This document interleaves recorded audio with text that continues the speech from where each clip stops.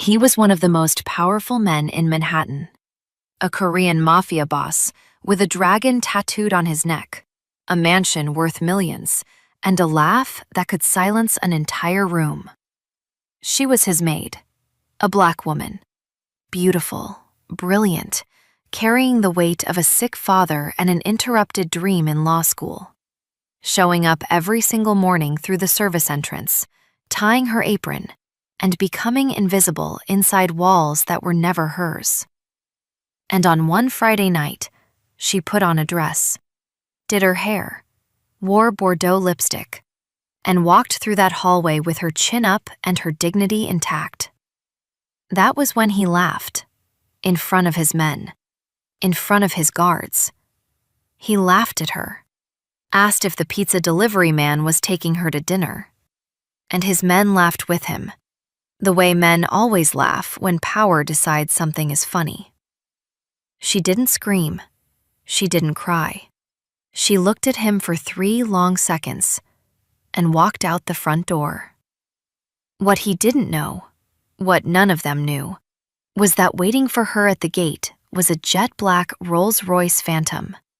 And stepping out of it was one of the most powerful black billionaires in the country. A man worth $4.7 billion. A man who had come, quietly and without ceremony, just to take her to dinner. And that single laugh, that one careless, arrogant, contemptuous laugh, was about to cost Kang Chae-won $340 million. But the money was never really the point. Before starting the story, comment down below where you are watching from and what time it is there. If stories of karma, love, and hidden truths move you, leave a like, be sure to subscribe to the channel, and click join to become a member and help our channel. There are certain kinds of silence that do not feel like silence at all. They feel like pressure.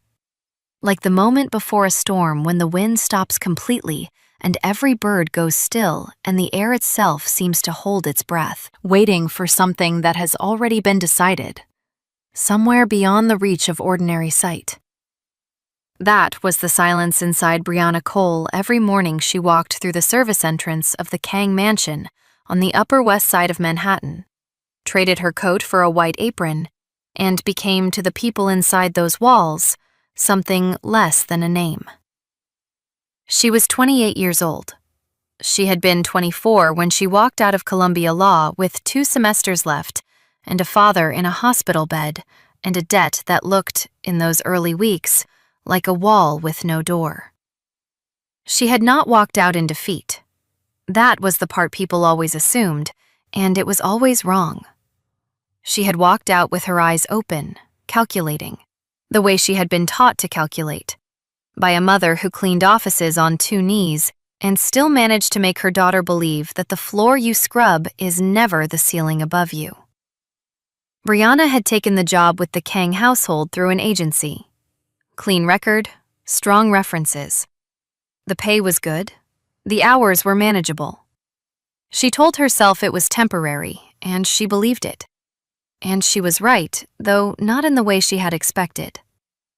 8 months. She had been inside those walls for 8 months. In that time, she had learned the architecture of the house the way you learn the face of someone you did not choose to know. Out of necessity, out of proximity, out of the slow accumulation of mornings. She knew which stair creaked on the left side and had learned to step to the right. She knew that the kitchen staff ate at 11 and that the head of security, a man named Park, took his coffee without sugar and his silences without apology. She knew that Kang Jae-won, the man who owned all of it, moved through his own home like a storm that had been told it owned the sky. Jae-won was 42. He had been born in a neighborhood of Incheon that no longer existed the way it had when he was a child. The streets were different now, the buildings taller, the poverty buried under concrete the way old things get buried when cities decide to forget. He had come to the United States at 19 with money that was not entirely his and ambitions that were entirely his own. What he had built in the years since was, by any observable measure, extraordinary. The Kang Imports empire stretched across 3 continents. The mansion was real. The cars were real. The fear that other men felt when his name came up in certain rooms, that was real too. What was also real, though Chaewon would have laughed at the suggestion, and perhaps done more than laugh, was the boy still living somewhere behind his eyes.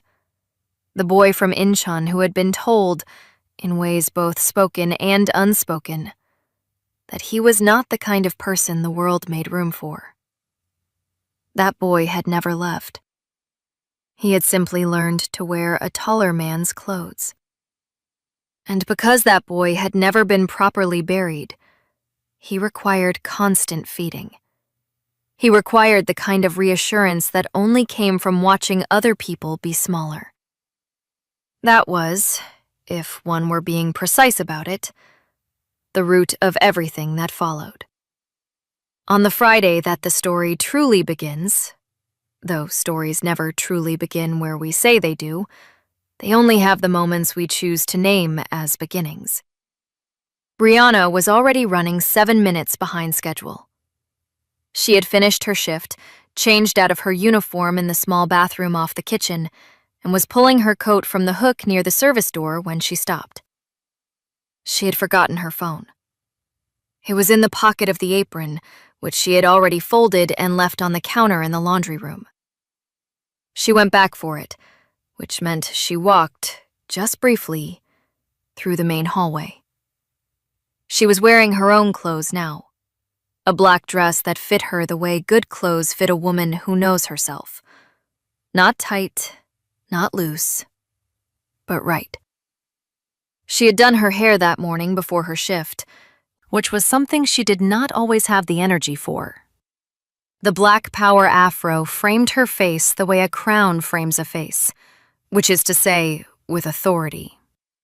She had put on the Bordeaux lipstick in the bathroom, looking at herself in the small mirror above the sink, with the kind of private attention that belongs only to the person doing the looking. Small gold hoop earrings, her phone in its Bordeaux case in her left hand. She looked, in a word, like herself. Chaewon was coming down the staircase with 2 of his men, broad-shouldered men who moved with the particular heaviness of people paid to project size, when he saw her. He stopped on the 3rd step from the bottom. One of the men nearly walked into his back. Chaewon did not notice. He was looking at Brianna with the expression he wore when something did not compute, when the world had arranged itself in a way that did not match the arrangement he had approved. Cole. His voice carried the flat certainty of a man who had never in his adult life needed to raise it to be heard. Where are you going? Like that? Little did she know, in that moment, that the question was not really a question. It was an inspection. It was the kind of statement that wears the clothing of curiosity while carrying, in its lining, a blade. She told him she had somewhere to be. He looked at her the way he had looked at her every day for 8 months, which was to say, he looked at the apron she was no longer wearing and found himself confused by what remained when the apron was gone. He crossed his arms. The gold watch on his left wrist caught the chandelier light. He asked her, with a half smile that his men recognized immediately, who was taking her to dinner. The entregador de pizza, maybe? The 2 men laughed. They laughed the way men laugh when the person in power is laughing, which is not really laughter at all, but agreement wearing laughter's face. Brianna looked at Chaewon. Not up at him, though he was on the step, directly at him. There was no anger in her eyes. There was something far more composed than anger. There was the look of a woman who has already made peace with knowing exactly who someone is, and who is simply waiting for the moment when the rest of the world catches up. 3 seconds. She held his gaze for 3 full seconds in silence. Then she walked to the front door. Not the service entrance, the front door. And let herself out. What no one in that hallway could have known, not Chaewon, not his men, not even the woman herself who stood on the stone path outside and closed her eyes and breathed in the cold November air of a Manhattan night. What none of them could have known was that the laugh still echoing in that hallway had already set something in motion. Not revenge, not a plan. Simply the kind of consequence that assembles itself quietly around a single careless act, the way ice assembles around a crack in cold water, patient and structural and absolute. She opened her eyes. From somewhere beyond the gate, barely audible at first, and then unmistakable, came a sound. It was the sound of an engine that had been engineered specifically to be heard. Not loudly, but deeply. The way a cello is heard differently from a violin, in the chest rather than the ears. It was the sound of something that did not need to announce itself, because its arrival had already been felt before the sound arrived. The gate opened. The Rolls Royce Phantom came through it slowly. Jet black. Mirror finish. The headlights cut 2 clean columns through the evening dark, and the car moved the way very few things move, like it had all the time in the world, because it had already decided where it was going. Brianna exhaled. A small, private smile crossed her face. Not a smile of triumph. A smile of something more complicated than triumph. The smile of a woman who has been carrying something heavy for a long time, who feels, for just this moment, the relief of setting it down. Inside the mansion, a curtain moved. 23:55. Chaewon did not move away from the window immediately. That was the detail no one would have thought significant if anyone had been watching, and no one was, because the 2 men who had laughed in the hallway had already drifted back toward the kitchen, already forgotten the woman in the black dress the way men like them forget anything that does not require their immediate attention. But Chaewon stayed. His right hand rested on the window frame, the Patek Philippe loose on his wrist, and he watched the Rolls Royce complete its slow passage through the gate with the focused stillness of a man trying to understand a language he had not studied. The driver, a man in a dark uniform who moved with the quiet efficiency of someone who had learned that his invisibility was itself a form of service, came around to the rear passenger door and opened it with the precision of a practiced gesture. And then the man inside stepped out, and the night rearranged itself. There is a particular quality that belongs to people who carry real power, not performed power, not the kind that requires a room to fall silent because it has been made afraid, but the kind that simply exists, the way gravity exists, without needing to be explained or demonstrated or enforced. Marcus Whitfield III had that quality in a measure that was, to anyone paying attention, almost unreasonable. He was 35 years old, and he stood at the edge of the stone path outside the Kang mansion in a deep navy suit that had been made for his body by a tailor in London who kept no public appointments, and he looked like a man who had arrived exactly when he intended to arrive, which was to say, without apology and without theater. He saw Brianna on the path. A slow smile crossed his face, not the smile of a man performing warmth for an audience, but the private smile of someone who has been looking forward to a specific moment and has found it exactly where he expected. He walked toward her with the unhurried stride of a man who owned nothing in this neighborhood and needed to own nothing in this neighborhood. And when he reached her, he said something low enough that the words dissolved into the night air before they could be captured. And she laughed, a real laugh, sudden and unguarded, the laugh of a woman who is, for just a moment, entirely off duty. He offered his arm. She took it. He walked her to the car. The driver, who had learned long ago that his primary professional virtue was the absence of reaction, opened the rear door and held it, and they got in, and the door closed with the kind of sound that very expensive things make. Not a slam, not a click, but a sealed certainty, like the last word in a sentence that does not invite response. The Rolls Royce reversed slowly out of the gate, turned onto the avenue without hurry, and disappeared into the amber-lit current of Manhattan traffic. The curtain in the upstairs window fell back into place. Chae-won stood in the dark of the room for a moment, his study, the room where the serious conversations happened. The room where men came to him and left either relieved or diminished, depending entirely on what he had decided before they arrived. The room was full of the things he had assembled over 23 years of building. The painting he had paid $400,000 for at a Sotheby's auction, not because he loved it, but because he had wanted to be the man who bought it. The shelves of books arranged by the color of their spines, because a decorator had told him it looked considered.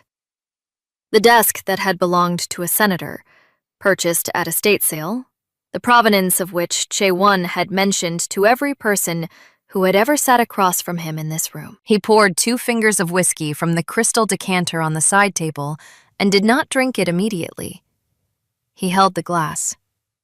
He turned over in his mind what he had just seen and arranged it and rearranged it, and found that it would not sit in any arrangement that made him comfortable.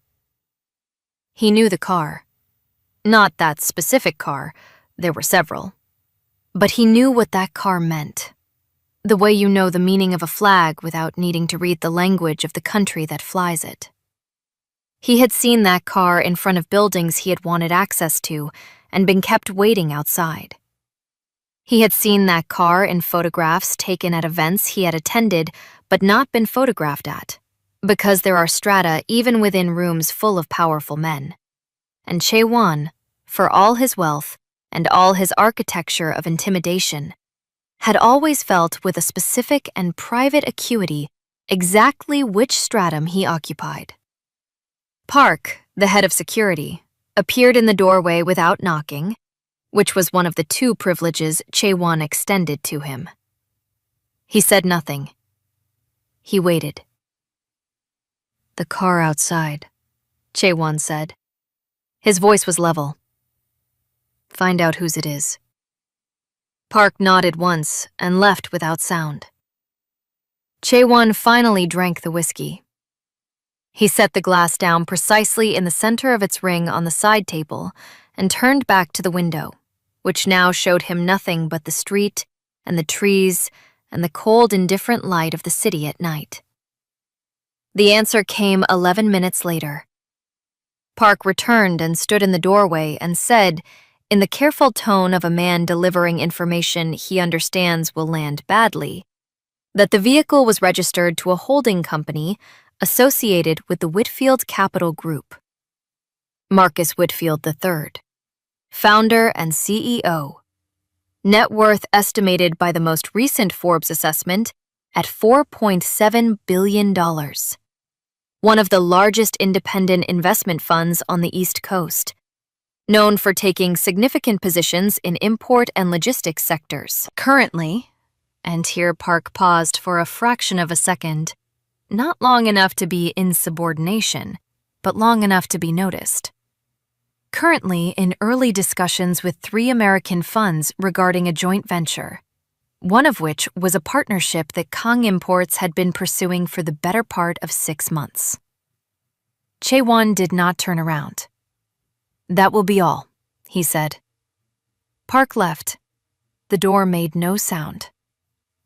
What no one in that house understood, and what Chae-won himself had not yet assembled into a complete thought, was that the laugh in the hallway had not been a small thing.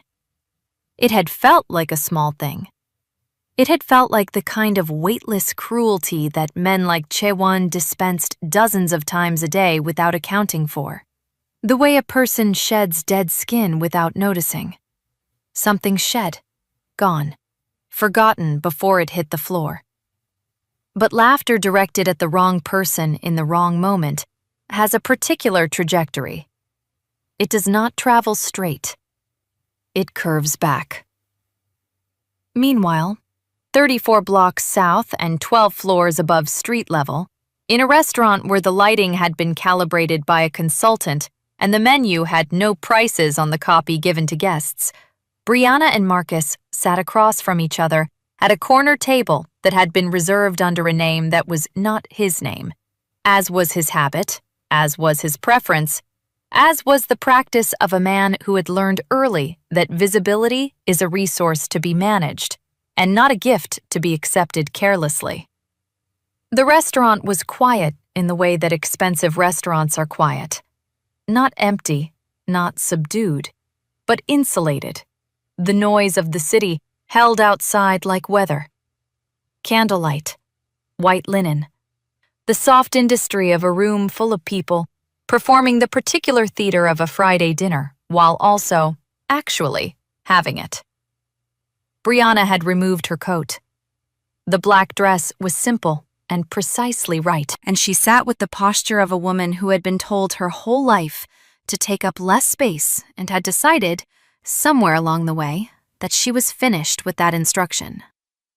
She was looking at the menu without reading it, which Marcus knew meant she was thinking about something else, because she always looked at things without seeing them when her mind was somewhere it had not finished with yet.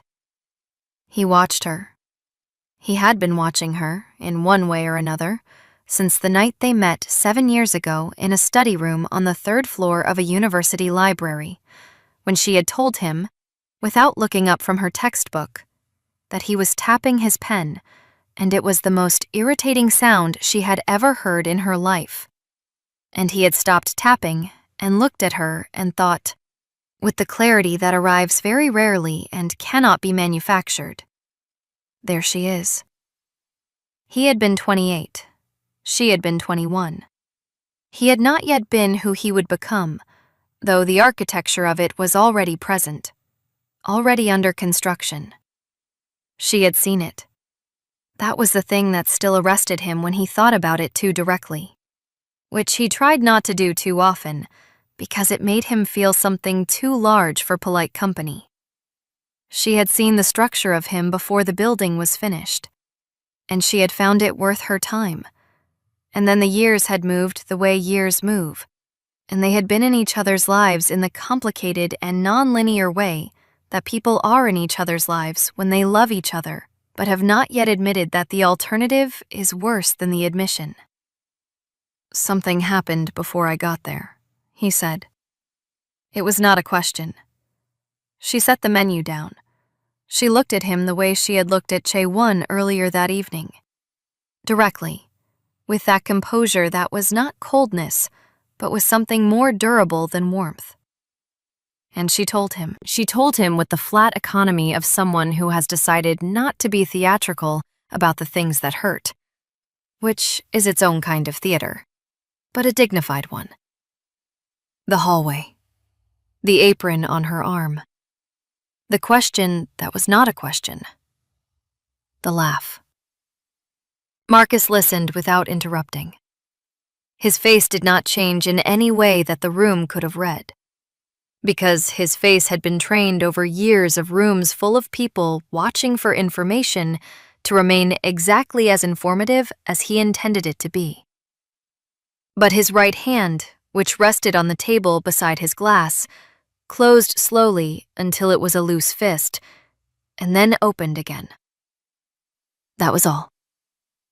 When she finished, the silence between them was the silence of two people who have known each other long enough to let a silence carry weight. Then he reached into the interior pocket of his jacket and took out his phone. He opened something. He looked at it for a moment. He set it face down on the table. The Kang Imports Partnership, he said. The meeting is scheduled for Thursday. She looked at him. $340 million, he said. First phase. The candle between them moved in a draft from somewhere. I had already decided, he said, that I was going to sign it. The numbers are clean. The logistics make sense. He paused. I'm less certain now. She put her hand over his on the table. Her voice, when she spoke, was quiet and absolute. The voice of a woman who means precisely what she says and says precisely what she means. She told him not to do it for her. Whatever he decided, not for her. He turned his hand over and held hers. It wouldn't be for you, he said. It would be for me. I built everything I have by learning one rule above all others. He looked at her with the directness of a man stating a fact that he has tested thoroughly over a long period of time. You cannot trust the judgment of a man who cannot see the value of what is standing directly in front of him. That kind of blindness doesn't stay in one room. It gets into everything. The candle steadied. Outside, Manhattan moved the way it always moved. Indifferent, enormous, luminous. Carrying within it, as it always did, 10,000 stories in the middle of their turning. Most of them invisible, most of them unremarked. All of them consequential to the people inside them and unknown to everyone else.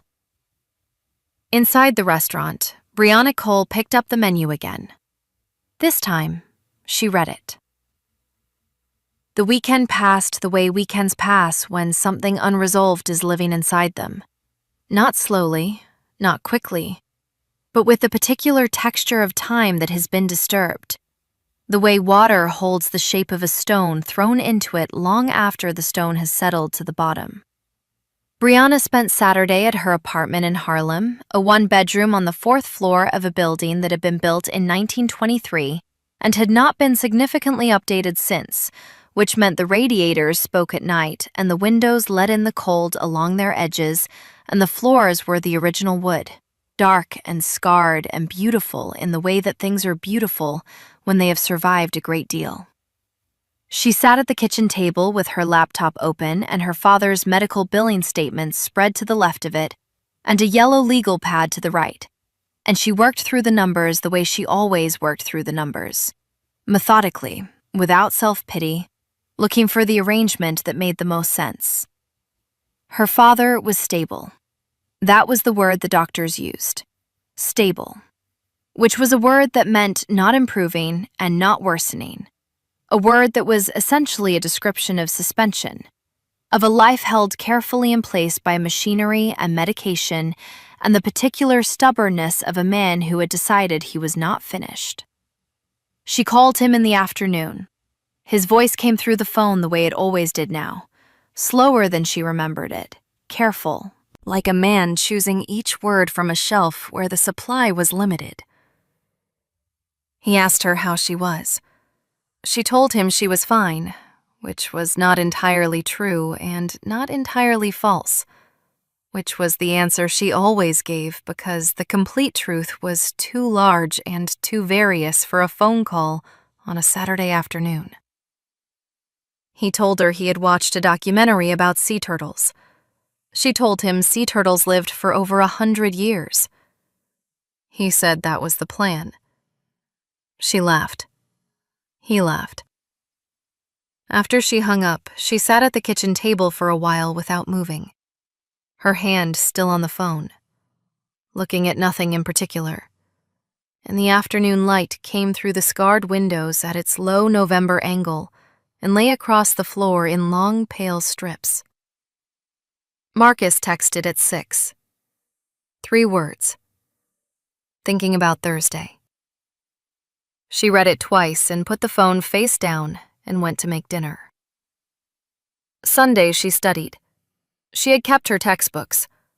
They lived in a stack beside the bed, slightly dusty, bookmarked at pages she had not returned to in 4 years. Not because she had given up on returning to them, but because looking at the bookmarks directly required a kind of courage that she rationed carefully. She opened the contracts textbook and read for 3 hours without stopping, and something that had been clenched inside her chest for a very long time loosened, just fractionally, the way a knot loosens when you find the right thread to pull. Monday morning came the way Monday mornings always came in that apartment. Gray, honest, without ceremony. She put on the uniform. She took the subway. She walked through the service entrance of the Kang mansion at 7:53 and hung up her coat and tied the apron and became, again, the woman the household knew by her last name and the particular competence with which she moved through rooms that were not hers. She worked. She was good at the work. Not because the work was all she was, but because she was the kind of person who did not know how to do something badly simply because she had decided it was beneath her. That was a luxury she had not been raised to afford, and she had found, over the years, that the habit of excellence was more portable than its opposite. She had been there for 2 hours when the house changed. It was not something she heard or saw. It was something atmospheric, a shift in pressure, the way a room changes when the person at the center of it has received news that has rearranged their internal weather. She was in the east corridor with a tray when she passed the study door and heard nothing from inside, which was itself the signal, because the study on a Monday morning was always full of the low, continuous noise of Chae-won on calls, the staccato of his voice in English and Korean moving back and forth through the door. The silence was wrong. She kept walking. She did not slow down. She had learned in 8 months that the study door was not a door she leaned toward. But she felt it. The silence leaned toward her. 2 floors up, behind the study door that Brianna had walked past without turning her head, Chae-won sat at the senator's desk with his phone in his hand and a stillness about him that was different from his usual stillness. His usual stillness was controlled. It was the stillness of a predator that has decided not to move yet, full of managed potential. This stillness was different. This was the stillness of a man who has been shown something he did not expect to see, and has not yet decided what to do with the sight of it. The message on his phone was from his business development director, a man named Shin, who communicated exclusively in the precise, affect-free language of someone who had learned that emotional neutrality was the only acceptable delivery mechanism for bad news when working for Kang Chae-won. The message said that the Whitfield Capital Group had notified their contact that Marcus Whitfield would not be available for the Thursday meeting. No rescheduled date had been offered. A written communication had been sent to Shin's office, which Shin had forwarded in its entirety.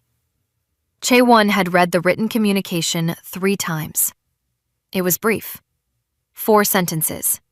The language was formal and measured, and contained within it no accusation, no specific reference, no name, and no incident. It said only that after further consideration, Whitfield Capital had determined that the proposed partnership did not align with the organization's current directional priorities, and that they wished Kang Imports continued success. The 4th sentence was the one Chae-won had read 3 times.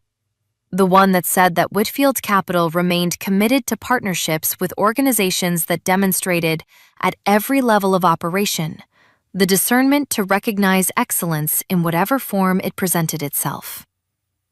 Whatever form it presented itself. He set the phone down on the desk with a deliberateness that was its own form of violence. Not a slam, not a throw, but the kind of controlled placement that requires more effort than either of those things because it requires the containment of what wants to be uncontrolled. He knew. Not completely, not yet, not with all the pieces in their final positions, but he knew the shape of it.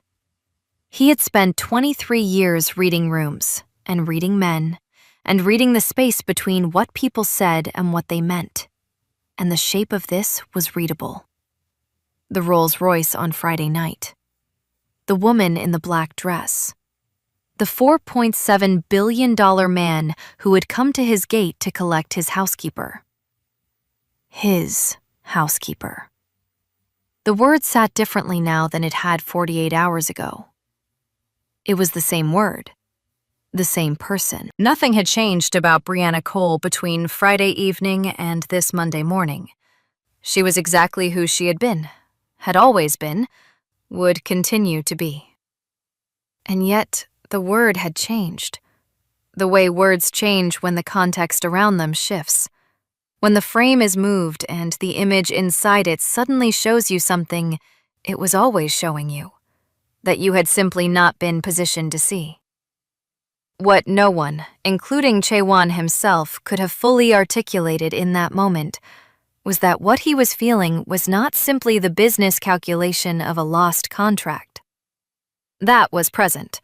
$340 million was not a number that sat quietly in the back of the mind. But underneath it, and more structurally troubling, was something else. It was the feeling of a man who has laughed at something and then discovered that the thing he laughed at was laughing back.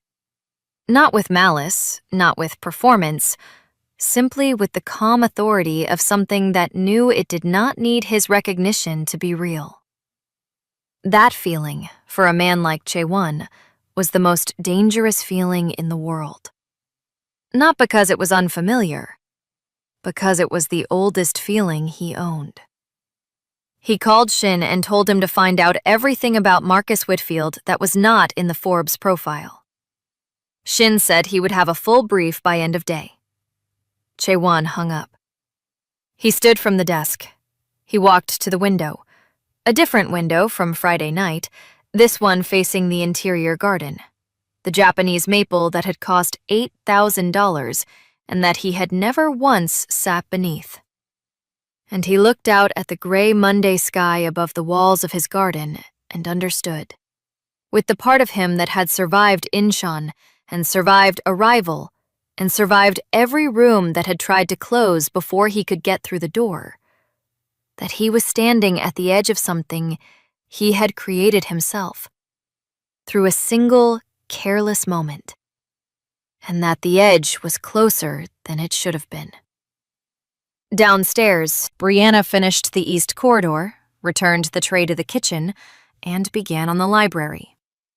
She was dusting the shelves, the ones with the books arranged by color, which she had never once found a person reading, when the intercom on the wall crackled and the housekeeper's voice told her that Mr. Kang wanted to see her in the study at her earliest convenience. She set down the cloth. She looked at herself in the dark glass of the window for a moment. Apron, uniform, her face arranged in the composure she had assembled over 28 years of practice. She thought briefly of Marcus's words at the restaurant. The discernment to recognize value in whatever form it presents itself. She thought of her father's voice on the phone. That's the plan. She straightened her back, which was already straight. She walked to the study door and knocked twice and waited. And when the voice inside said enter, she opened the door and went in. Chaewon was standing behind the desk, not sitting, standing, which was unusual, which she noted without showing that she noted it. He looked at her for a long moment. Not the inspection of Friday evening, something else. The look of a man attempting to see something clearly that he has previously refused to look at directly, which requires a kind of effort that does not resolve into comfort. Sit down, Cole, he said. She did not sit. I prefer to stand, she said. Thank you. The silence between them was 3 seconds long and contained, in those 3 seconds, the compressed weight of 8 months of asymmetry. Of every morning she had entered through the service door, every room she had moved through without being seen, every time her name had been used as a functional label rather than as the name of a person. Chae-won absorbed the refusal without visible reaction. He moved around the desk and stood beside it, which placed them, for the first time, on the same level in the same room with no furniture between them. "I received a communication this morning," he said, "from Whitfield Capital." She waited. "The partnership discussion has been terminated." His voice was level, controlled. The voice of a man who had decided to have this conversation with his armor on. $340 million. First phase of what would have been a multi-year arrangement. She said nothing. "I want to understand," he said. "What happened?" And there it was.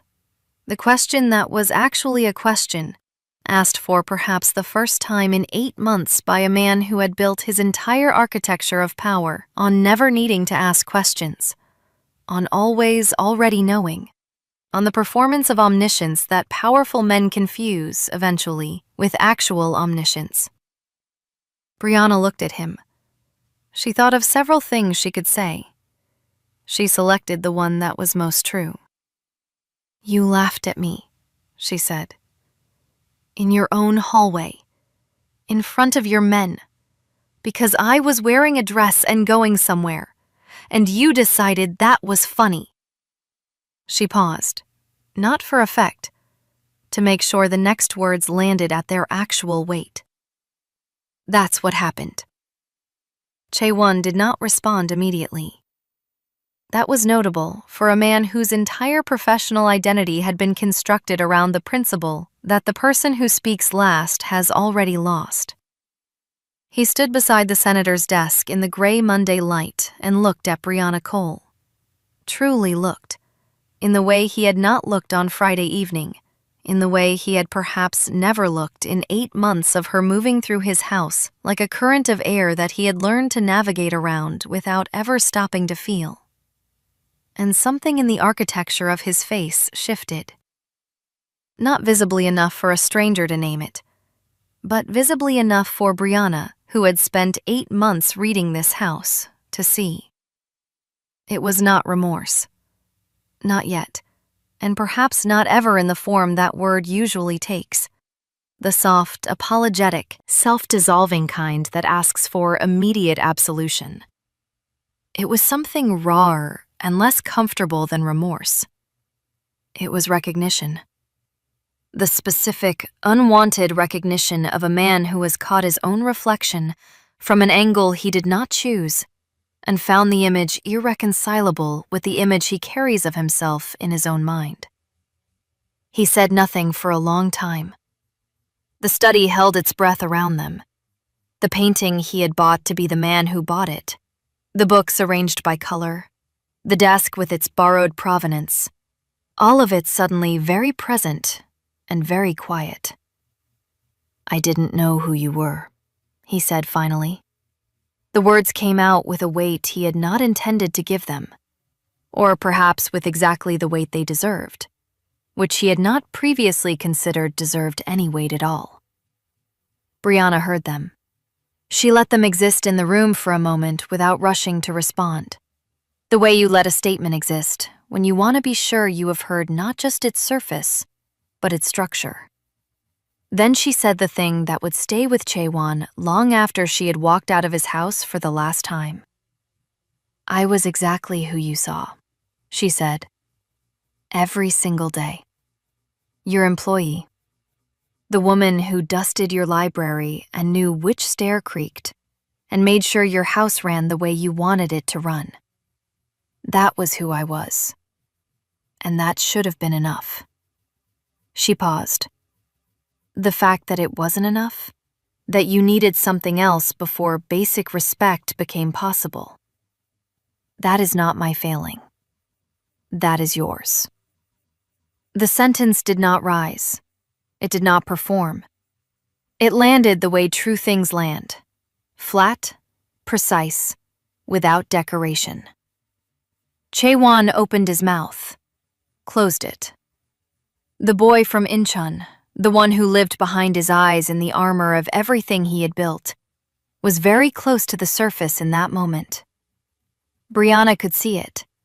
Not because she knew his history, not because she had been told the story of who he had been before he became who he was, but because she recognized the particular expression of a person who was being required to see themselves at a size smaller than the one they have chosen, and finding the requirement nearly insupportable.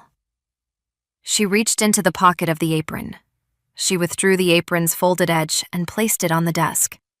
Not as a gesture of drama, not as a theatrical surrender of symbol, but as a simple, practical fact. She was done with this house. She had been done with it, she understood now, for longer than Friday night. "My final pay can be deposited by Friday," she said. "I can provide bank details to the agency."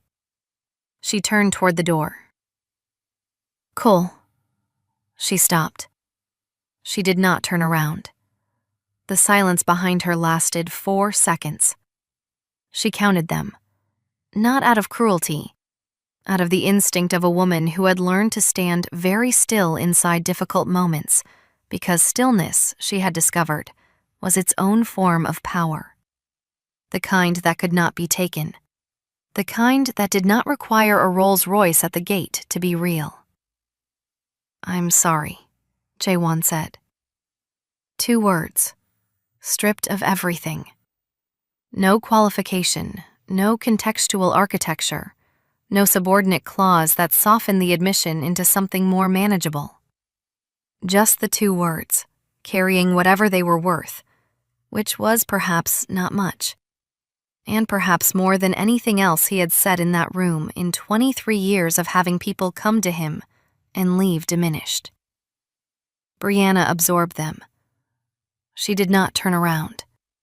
She did not tell him it was fine because it was not fine, and she was finished with the particular female labor of making things fine for men who had made things difficult. She did not tell him she accepted it, because acceptance was a gift she was not obligated to give on a Monday morning in the hallway of a house she was leaving. What she said, quietly, to the closed door in front of her, was this: "I know." And then she opened the door and walked through it. Little did Jaewon know, standing in his study, in the silence she left behind her, that the 2 words he had just spoken, the first sincere apology he had offered to another human being in longer than he could honestly account for, had arrived too late to save anything, but perhaps just in time to save something else. Something smaller and less quantifiable, and more essential than a $340 million contract. He did not know this yet. That knowledge would come later, slowly, in the small hours of certain nights, in the way that the most important understandings always arrive. Not in moments of drama, but in the quiet that follows them. He sat down at the senator's desk. He did not call Shin. He did not reach for the phone. He sat, and the gray November light came through the window and lay across the surface of the desk. And somewhere in the house below him, a door closed, and then there was only the silence of a very large house that had just become, in some essential way, emptier. Outside, Brianna walked down the stone path without looking back. The cold air hit her face, and she let it. She had no coat. It was still on the hook inside the service entrance, which meant she would need to arrange for its collection. A practical irritation she noted and set aside for later. She reached the gate and passed through it and stood on the sidewalk of a Monday morning in Manhattan, in the uniform of a job she no longer had, and felt the future pressing gently against the present, like a tide that had finally decided to come in. She took out her phone. She typed 3 words to Marcus. I just quit." She looked at them for a moment. Then she added 3 more. It felt right. His response came in 40 seconds, which meant he had been holding his phone, which meant he had been waiting, which meant he knew her better than she sometimes remembered she was known. "Dinner tonight," he wrote. "I have something to ask you." She put the phone in her pocket and began walking toward the subway. The city moved around her. Cabs, pedestrians, the enormous, indifferent machinery of New York on a Monday morning, carrying everyone somewhere, distinguishing between none of them, beautiful in its total democracy of motion. She walked through it the way she had always walked through difficult things, with her back straight and her eyes forward, and the knowledge carried quietly in the place below thought where the most durable knowledge lives, that she was exactly who she was, and that this had always been, and would always be, enough. 3 weeks later, the Forbes profile ran. It was the cover. That was the first thing. It was the cover, not a feature buried in the middle, not a sidebar, but the cover, with a photograph taken at the Whitfield Foundation Gala that had been held at the Metropolitan Museum of Art on a Thursday evening when the museum had been closed to the public and opened only to the 300 people Marcus had personally decided to fill it with. The photograph showed him in the deep navy suit, standing in a gallery full of light, and beside him, in a Bordeaux gown that fell to the floor in a column of deep color, her natural hair framing her face with the authority it had always carried, was Brianna. She was laughing at something. Not posed laughter, real laughter, the unguarded kind. The kind that arrives before the person having it remembers they are in a photograph. It was the most human image in the issue, in a magazine not known for its interest in human images, and it was the one that people remembered afterward when they talked about that issue, the one they saved or shared or returned to, though most of them could not have explained precisely why. The caption said what it said. His name, her history, her return to Columbia Law in the spring semester. The article itself was 4,000 words about the architecture of how Marcus Whitfield had built what he had built, which was the kind of story Forbes told well. The numbers, the decisions, the strategic inflection points where things could have gone differently and did not because of some combination of intelligence and timing, and the particular quality of a man who had understood earlier than most that the most valuable thing in any room is usually the thing that is not performing its value. The journalist had asked Marcus, toward the end of the interview, what he considered the most important factor in his decision-making process. The answer was printed in the 4th paragraph from the end, and it was the sentence that got quoted most in the days after the issue appeared on newsstands. He had said, "The first thing I learned to do was see what was actually in front of me.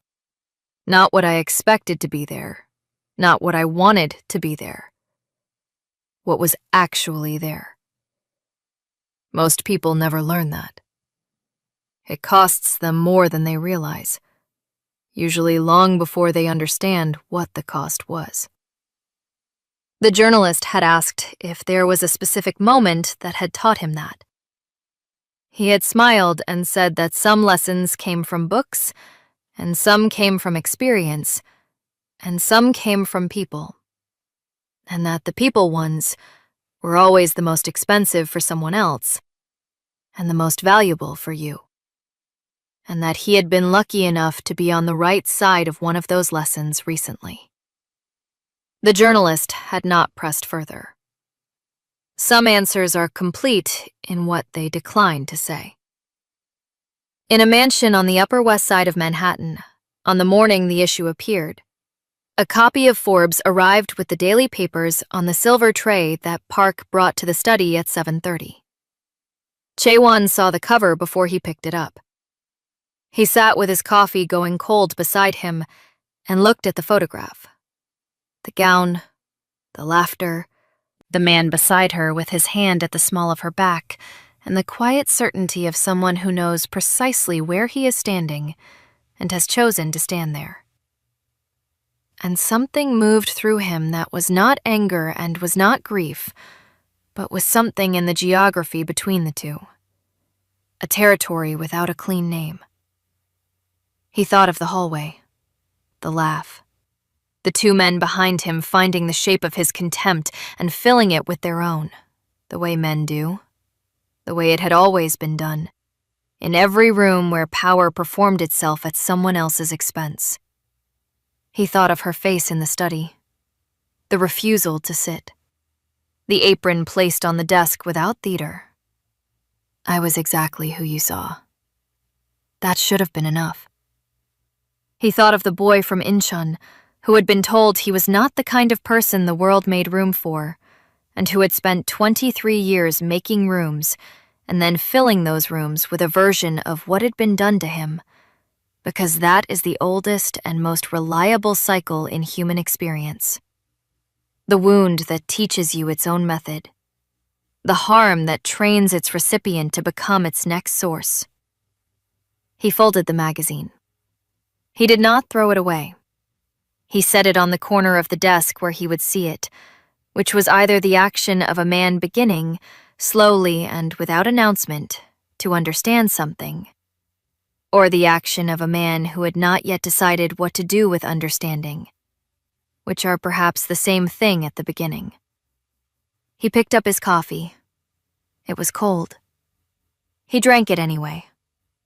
Outside the window, the Japanese maple stood in the garden, its last November leaves the color of embers, patient and indifferent, and entirely unaware that it had cost $8,000, which was, when you considered it honestly, about the right relationship to have with a price.